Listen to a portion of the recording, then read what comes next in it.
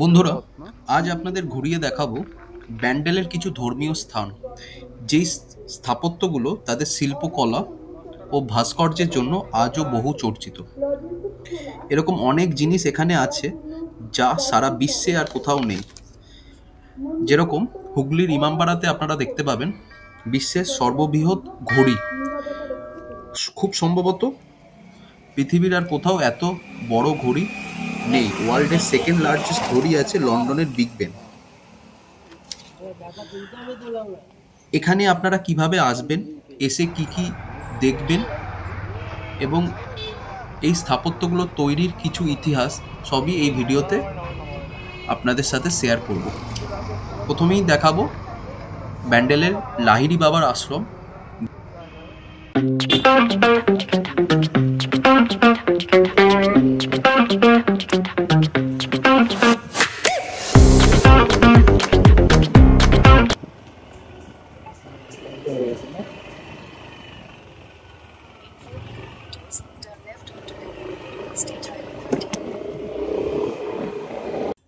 আমাদের বেরোতে একটু লেট হয়ে যায়। আমি এবং রাজদীপ সকাল 11টা নাগাদ বিরাটির থেকে রওনা দিই। বেলঘরিয়া এক্সপ্রেস ওয়ে ধরেছিলাম। গুগল ম্যাপে দেখাচ্ছিল 1 ঘন্টার মতো রাস্তা। আমরা 12টা 15-20 নাগাদ পৌঁছাই ওখানে। মন্দির কিন্তু 12টার সময় বন্ধ হয়ে যায়। তো আমরা যখন পৌঁছাই তখন মন্দির বন্ধ হয়ে গেছিল। আমরা চলে গেলাম ভোগের কাউন্টারে। ওখানে স্লিপ কেটে পেমেন্ট করে দিলাম। 80 টাকা করে লাগে এক একজনের ভোগ খেতে। খুব সুন্দর এক্সপিরিয়েন্স। আপনারা যদি আশেপাশের জায়গা ঘুরে দেখতে চান তাহলে টোটো রিজার্ভ করে আপনাদের যেতে হবে। তবে ভাড়াটা কিন্তু আগে কথা বলে নেবেন। আমাদের থেকে 400 টাকা চাইছিল, যেটা আমাদের মনে হয়েছিল অনেক বেশি চাইছে।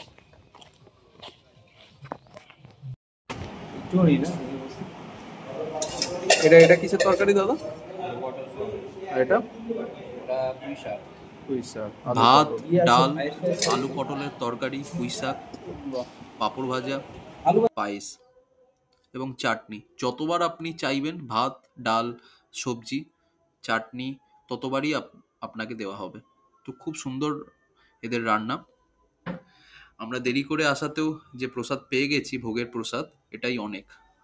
ভাত কম পড়ে গেছিল, বাট আমাদের জন্য ওরা কোনোভাবে ম্যানেজ করলো। আমাদের ভোগ খাওয়া কমপ্লিট হলো দুপুর 2টোর মধ্যেই। মন্দির আবার খুলবে 4টের পর। তো মাঝের যে 2 ঘন্টা কি করব, আমরা ভাবলাম যে আশেপাশের যে দেখার যে জায়গা, বাইক নিয়ে বেরিয়ে পড়ি, দেখে আসি। প্রথমে আমরা গেলাম হুগলির ইমামবাড়া। লাহিড়ী বাবার আশ্রম থেকে বাইকে মিনিট 20 মতো সময় লাগে। আমরা পৌঁছে টিকিট কাটলাম। এখানে প্রবেশ মূল্য 20 টাকা। হুগলির ইমামবাড়া তৈরি হয়েছিল 1841 থেকে 1861 সাল, দীর্ঘ 20 বছর ধরে। মানবপ্রেমিক হাজী মোহাম্মদ মহসিনের ফান্ড থেকে তৈরি হয়েছিল এটি। ইমামবাড়া মসজিদ নয়, জাতি, ধর্ম, বর্ণ নির্বিশেষে সবার জন্য এর দরজা খোলা থাকে। ইমামবাড়া প্রবেশদ্বারের ওপর একটি চূড়া আছে। এর উচ্চতা আনুমানিক 150 ফুট। এই চূড়ার মাঝখানে একটি বিস্ময়কর ঘড়ি আছে। ঘড়িটিতে সপ্তাহে একদিন দম দিতে হয়। আর আপনারা জানলে অবাক হবেন, দম দিতে কমপক্ষে 2জন লোকের দরকার হয়। শুধু তাই নয়, দম দিতে যে চাবিটি ব্যবহার করা হয় তার ওজনই 20 কেজি। খুব সম্ভবত ভারতের অন্য কোথাও এত সুবিশাল ঘড়ি নেই, এরকম দাবি করছে প্রবেশদ্বারের সামনে যে লেখা ফলকটা আছে, সেখানে লেখা আছে পৃথিবীর মধ্যে দ্বিতীয় বৃহত্তম ঘড়ি আছে লন্ডনের বিগ বেন। একই কোম্পানি যে লন্ডনের বিগ বেন বানিয়েছিল তারাই কিন্তু এই ঘড়িটা বানিয়েছে। আমাদের এই ঘড়ির যে রুমে রাখা আছে সেখানে যাওয়া হয়নি। তারপর আমরা নামাজ রুমে গেলাম। এখানে প্রতি শুক্রবার 12টার থেকে নামাজ পড়া হয়। নামাজের জায়গায় ফটো বা ভিডিও করা অ্যালাউ নেই। এর পেছন দিকে আছে গঙ্গা, আর সূর্য ঘড়ি আপনারা দেখতে পাবেন ওই দিকে গেলেই। এই দেখুন, এটাই হচ্ছে সেই সুবিশাল ঘড়ি। তো এখানে আমরা কিছুক্ষণ ফটো ভিডিও তুললাম, তারপর আমরা গেলাম গঙ্গার দিকে। এর পেছন দিকেই হচ্ছে গঙ্গা। এখানেও কিন্তু সূর্য ঘড়ি আছে। এই ঘড়িটাও খুব অদ্ভুত ঘড়ি। সূর্যের ছায়া পড়বে এবং ঘড়িতে কাটা মার্ক করা আছে, সেই অনুযায়ী টাইম নির্দেশ করবে। আপনারা চাইলে কিন্তু এখানে নৌকাও চড়তে পারেন, তবে ভাড়াটা আগের থেকে কথা বলে নেবেন।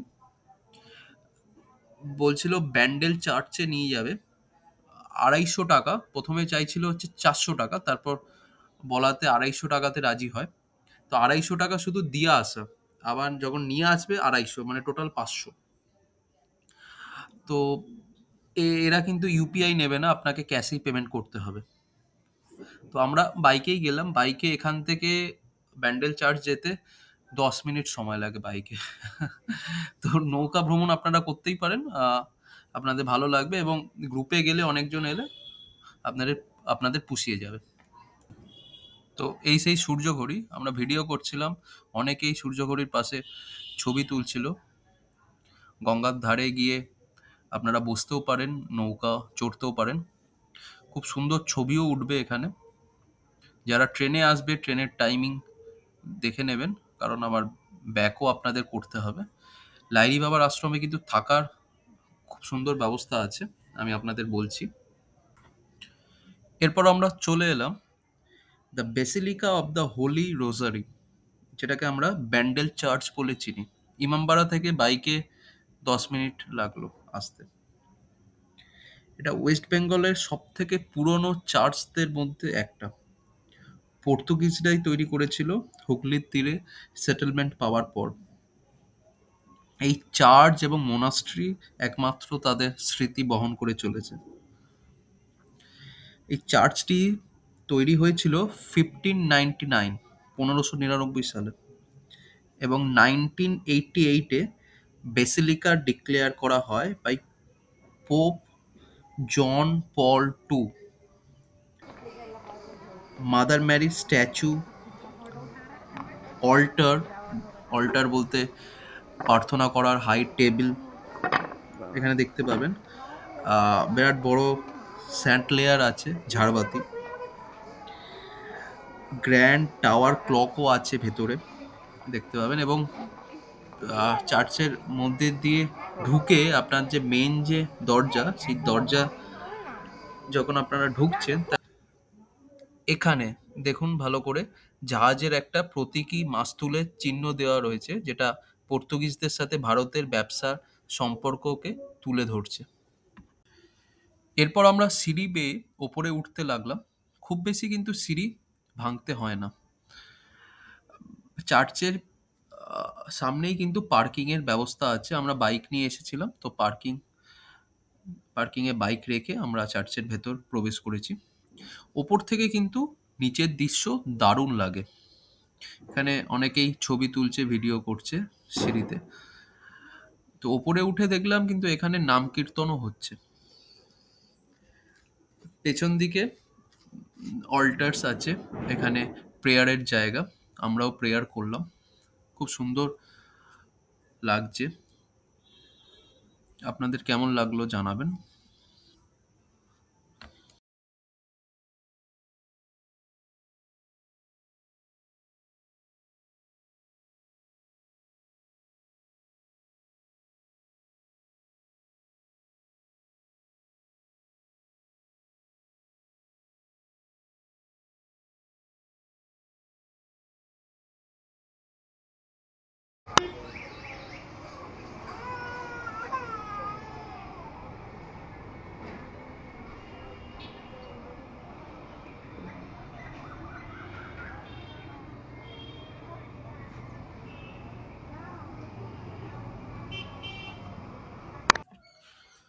বন্ধুরা, ব্যান্ডেল চার্চ দেখার পর আমরা চলে এলাম লাহিড়ী বাবার আশ্রমে।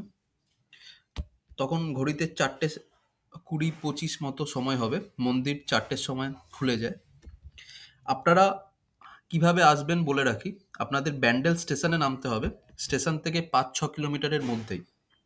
এছাড়া আপনারা এখানে দেখতে পাবেন গায়ত্রী আশ্রম পাশেই আছে, দেবানন্দপুর শরৎচন্দ্র চট্টোপাধ্যায়ের জন্মভিটে, এছাড়া হংসেশ্বরী মন্দির।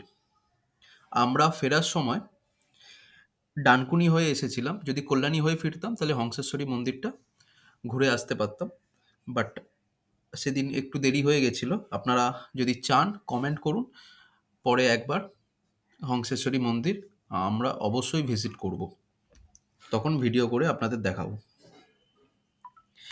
আপনাদের বলে রাখি, ভারতের শ্রেষ্ঠ যোগীদের মধ্যে অন্যতম লাহিড়ী বাবা, যার পুরো নাম শ্যামাচরণ লাহিড়ী।